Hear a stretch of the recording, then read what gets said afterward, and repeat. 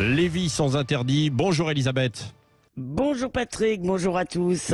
Alors Elisabeth, pour Emmanuel Macron, un match de football France-Algérie serait une bonne chose pour conjurer le passé. Qu'en dites-vous ? Oui, je ne sais pas, cher Patrick, si c'est lui ou un communicant qui a sorti cette brillante idée de son chapeau, mais on est confondu par tant de naïveté. Alors le sport doit réconcilier, a aussi déclaré le président de la République. Alors bien sûr, on voit chaque semaine cette force de réconciliation lorsque des injures racistes sont proférées dans les stades, que des arbitres sont attaqués, sans parler du séparatisme islamiste qui gangrène les clubs de football, où de jeunes joueurs refusent de se mêler à leurs camarades non musulmans, de se doucher ou de manger avec eux. On réconcilie, vous dit-on.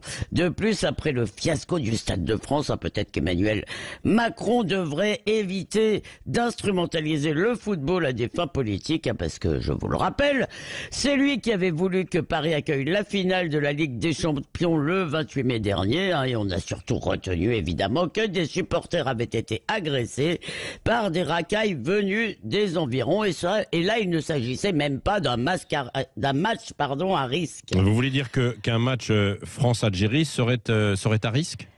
Eh bien oui, vous n'avez certainement pas oublié le match amical, c'est très bizarre de le dire, du 6 octobre 2001. C'était déjà au Stade de France, il s'agissait déjà de contribuer au rapprochement des peuples. Et bien résultat, la Marseillaise sifflée donc par de jeunes Français, la pelouse envahie à la 76e minute, Jacques Chirac quittant le stade furieux, les gendarmes mobiles appelaient à la rescousse. En fait, du rapprochement, ça avait surtout révélé la gravité des fractures françaises. Alors bien sûr, on peut espérer que si ce match France-Algérie rêvé par Emmanuel Macron a lieu, ça ne se passera pas comme ça, que cette fois, nous serons à la hauteur en termes de sécurité. N'empêche, il y a fort à parier qu'on verra, soit dans le stade, soit sur les Champs-Élysées, ensuite de nouveau des jeunes Français brandir le drapeau algérien et afficher leur détestation de leur pays, la France. Alors évidemment, c'est d'ailleurs difficile de les en blâmer, eux, quand une partie des médias, des politiques,